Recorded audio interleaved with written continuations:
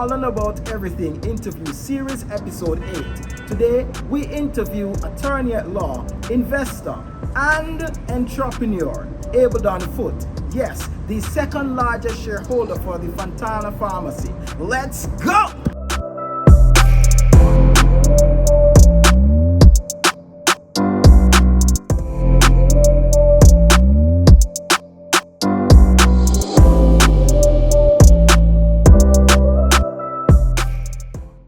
All right, so we're here with the man himself, Abledon Foote, an extraordinary attorney, investor, entrepreneur, and we're there comfortably in some chairs that, how you describe these chairs again? Built for kings. Built for kings. Right, so long awaited, a lot of persons looking forward to this interview. And, let's just get into it. What was it like growing up in Westmoreland and attending Black River High School? All right, so one thing about me is kind of like, and I think it has contributed significantly to where I am now in life. I was what they call ubiquitous, all over. So Westmoreland played a very important role in terms of how it is that my interpersonal skills have been shaped. Westmoreland as a whole? Or? As a whole, yeah. But prior to that, I actually started, my family's from Westmoreland originally, but then I went to prep school in Kingston. Interesting. Right? So the Foote family originates from Westmoreland.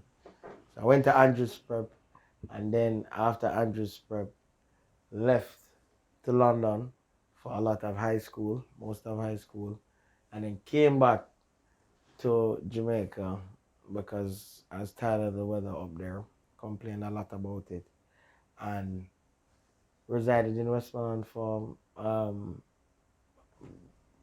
lot of my adult teen years. That's where I did sixth form at Black River, and that as well, in terms of interpersonal skills, assisted tremendously. I believe that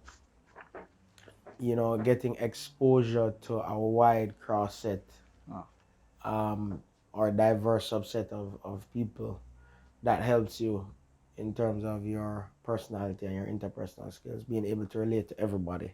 You can relate to the little man down here, the man in the middle, and the man at the top. So it's good when you're flexible like that. Interesting. So what was your transition like from high school to university? A lot of people, find that to be a very crucial point of their development stage. Yeah, for me, I found it to be easy because, it's not that I wasn't used to, in the sense that, kind of moving around a lot. Remember so I it was said, easy to adapt. Family from West, they were in Kingston, then I go to London, then I'm back in West, then I'm back in Kingston.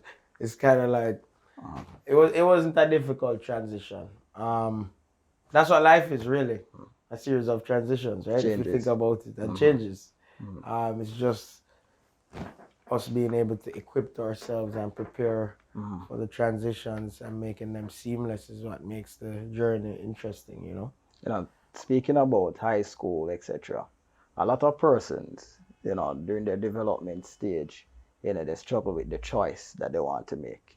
What are you going to be in the future? Facts. So, growing up, did becoming an attorney, was that your first choice? I would say yes. And that's subconscious. It's not like... Come on, subconscious. No, subconsciously. Yeah. I would say yes. I can tell you why I say subconsciously. I grew up around it, right? Remember, my father is of that background. And I have other relatives within the profession as well. So, just being around it, hearing them talk all the time, it kind of played that subconscious role in your head. So even though, and they have jokes, they'll tell you, like, my grandfather is in the trucking business. I remember one time there was this big party, and he does well for himself. And he has done well for himself over the years.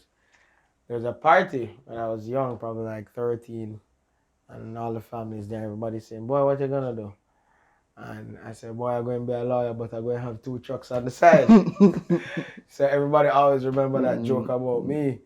But in my head, that's me saying at a young age, I'm going to be a lawyer, but I'm going to be involved in business as well. And as you can see, it's not that I'm involved in trucking necessarily, but I'm involved in business otherwise than law.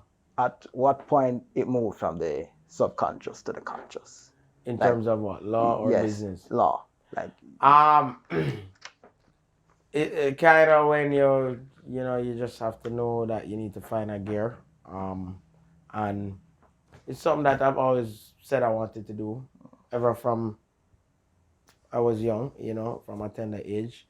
If you look back at Andrews Prep in the Mighty Mice magazine, where you have all the school kids and their pictures, it says ambition, what you want to be, and I had lawyer there clearly stated. Lovely. So it was something that I always had in the forefront of my mind. As a man in business, right, as an attorney, how important is mentorship to you? And what role did mentorship play in your life?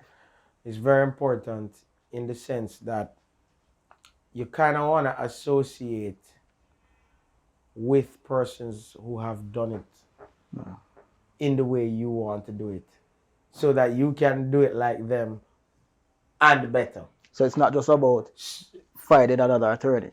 No, absolutely not. If you're just coming into the profession, whether it's law or business, whichever way, right? If you want to be a boxer, you should want to associate with a Muhammad Ali, for example. You wanna associate with the best, right? In law, I associated with the best, in my opinion. That was KD Knight. Himself and Burt and those crew gentlemen, they when I was associated with them, they were at the pinnacle of their career. And definitely they, I would say, played an important role in my development as well in the profession. Knowing the law, I studied, I love it, and loving it, and working hard at it is one thing, but understanding like tactics and those sort of things, and courtcraft, those senior guys kind of have that down pat. That's something that you're not gonna see in a law book. Interesting. That you need to see it in practice to kind of know what it looks like, So yeah. So all right, let's get into the business a bit. Yeah. At what point you got into investment and accumulating? And there are a lot of persons waiting for this question. The second largest, shares for the Fontana pharmacy. So if I didn't study law, I would have studied finance. But the fact that I studied law does not preclude me from participating in finance. So how I really view myself is like a Peter Thiel. I don't know if you know who that is. He runs a investment firm in the US. And Charlie Munger, they're trained lawyers, but US billionaires, investors. Interesting. But they have that legal background. I do think that law assists you with investments in the sense that it allows you to view an investment from an analytical standpoint, and not just, metrics and numbers alone and multiples. You kind of look at the whole macro landscape, and just look at how businesses are positioned, and management, and you get to do a full top-down analysis of something before you get into it. You make a decision to buy. But for investments, it's just something I just loved. I just love the stock market from a very long time ago, and I started really participating in it. I was called to the bar in 2014. I started my first investment account with Mayberry, actually. I'm pretty good with Chris Berry and his team. And I just started investing, every time I save up my little money when I was just coming out, just put it in, not taking out anything, and just, growing it, and just investing, and, here we are, the goal. A lot of sacrifices, of course. Yeah, man. Yeah. And the goal just got bigger, and there are much more things in store. I can tell you that much. So a lot of hard work, Yeah. a lot of sacrifice over the years. Yeah. And so you recently bought yourself a gift to Oh. to commemorate Yeah. all this hard work. Yeah. You want to tell us about this gift you got yourself? Yeah. It's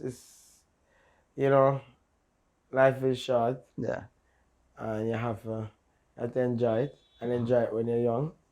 I that's my philosophy. Somebody else's philosophy might be different. But yeah, it's an amazing joy to aspire for something and then just attain it. Lovely. I believe that anybody that have a presence of mind and really stick to what they tell themselves and believe it, you attain it. I've seen that multiple times throughout my lifetime, Yeah. If and when you have your own vision of yourself in mind, do not let anybody else drown it out or let anybody else put their own insecurity on you. You know what you want, you go for what you want. And sometimes it doesn't make sense to discuss certain aspirations with certain people just because of their mindset. You understand? They want to put some cold water on it or limitations because they themselves can't even fathom what you're doing. So think about it. If I was supposed to say before I took the position in Fontana, just as a small example, that I would be the second largest shareholder in that. Ahead of Sagicor Bank, my investment company would do that in whenever it did it at 29 or 30, I don't remember when. A typical person would probably laugh and say, "What are you talking about?" You know what I mean? And that is really nothing in comparison to what it is I have planned to do in terms of what's coming. There are a lot of things coming, I can tell you that much. Looking you don't forward. see nothing yet. Looking forward. You don't see nothing yet. Looking forward. Yeah. So but my real first big position in the stock market was Express Catering, actually. I think I took that position in 2019. And I became a top 10 shareholder of Express. Express owns all the food and beverage restaurants in the Mobile Airport. Interesting. Yeah, so I still have that position. I was just gonna add further positions coming soon. Lovely. Yeah. I think it's this year. Yeah. There's been a ruling on advertising in the legal field. What are your thoughts on that? So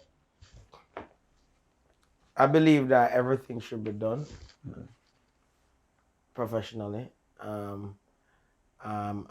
Within the confines of good measure. But I also think with the advent of social media, things and times have changed. This is no longer the archaic old system that we're used to. Social media, the internet, all these things, they've revolutionized how people do business, and we can't be stuck and so wedded to our old position that we lose sight of where it is the world is going. And the law cannot be asinine to not contemplate developments in technology.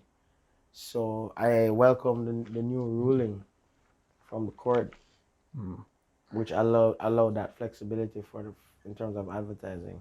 All right. Being an attorney, how has that influenced your other ventures? I mean, you alluded to it earlier. Yeah. So it does influence in the sense of the analytical mindset, right? But what it also does too is to give you a platform as well for you to utilize if you're shrewd enough, right? Because of your platform, you're gonna meet people, a wide diverse set of people. Yeah, and if you know what you're doing, you can get some good stuff done. The legal field can be so demanding at times. How do you manage you know, all the hard work, you know, and to, get your ventures done. No sleep. You get enough sleep when you're dead. Right? Sleep is for the weak. I'm joking. I was just kidding. But it's really, it can be really taxing. But you just have to be devoted, man. I know you have to sweat for what you want, man. If you don't sweat for what you want, and you just get a handout, it don't feel the same. Anything that come too easy, it don't last. Think about it. True. Easy come, easy go, right? True. So just sweat for what you want and work for it. Put in the work, you know. A lot of people might see people and envy them, but don't know how hard or smart they work or what they have to do to get to a certain point, you know. But they'll just see the end result and be like, hey, you know. Think I just come. Just come, this guy have it easy. Like, no, bro. My story not easy. Yeah. You know, given the recent ruling on prosecutorial misconduct, how has it affected your career as a criminal justice attorney, you know, with the DPP? That's a recent ruling. It hasn't really affected me in any way at all. It's just that the ruling was kind of first of its kind. And we just have to wait to see how it unfolds administratively, but it hasn't affected me personally. Do you think that Jamaica should remove itself from the Privy Council and ascribe to the Caribbean Court of Justice or No, CCJ? I don't think so. You know, a lot of people would disagree with my position on that, but the reality is, I think the Privy Council has its place. It might be very far away and hard to get to. It might be hard to access, but I think that litigants would feel more justified if their matters were heard there than regionally, simply because there cannot be any assumption of taint or influence on a matter or ruling, because they're just so far removed from us. You know, the CCJ judges, Caribbean is a small place. I was in Turks last week, and you know, I got to Bahamas a lot, and they do the same too. The business people, we travel around in the region. You know, it's just a small community. The reality of it. So there can't be any appearance in my opinion of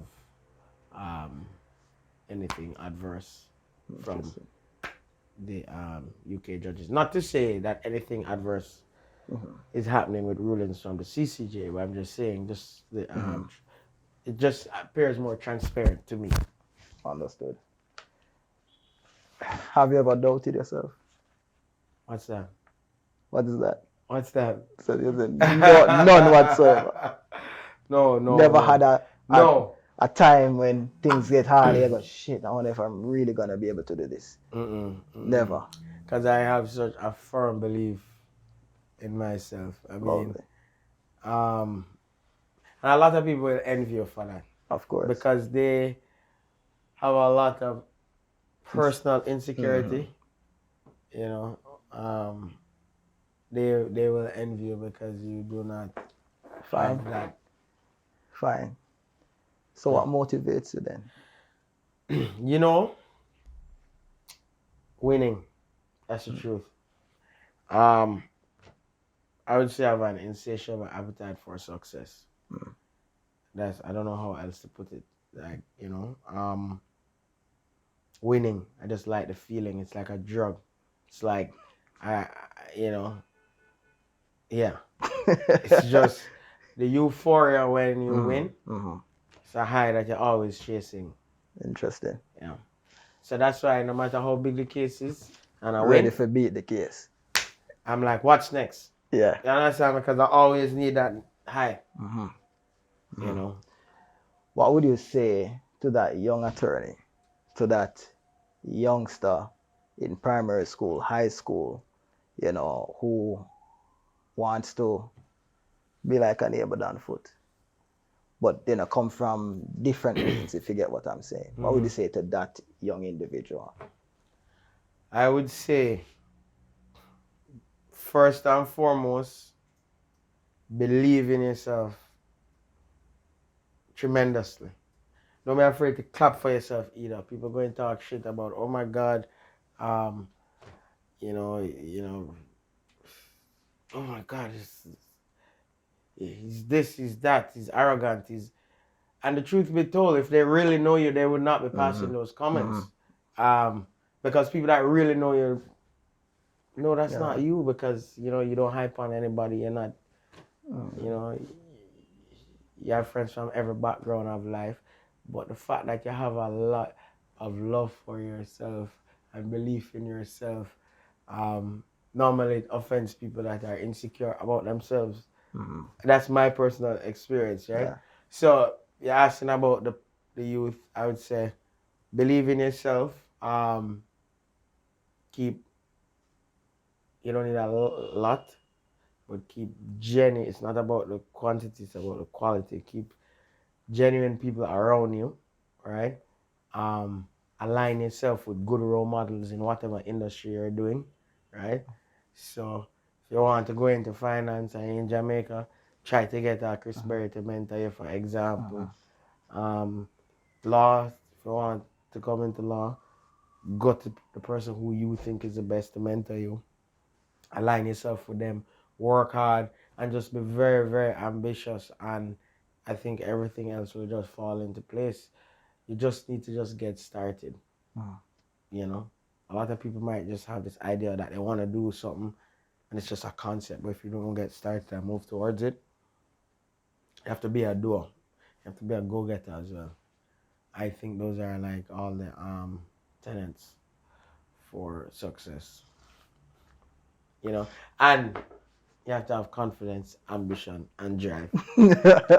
That's the trio of success, in my opinion. Lovely. Those three things: confidence, ambition, and drive. That's the trio for success. How old are you, Abel? I just turned 31. Yeah. Yeah. Just turned 31. Yeah. So, are there plans to start a family in the future?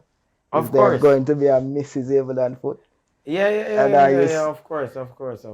But you're still an eligible bachelor right now. There is going to be a Mrs. There's going to be a Mrs. Abel Foot.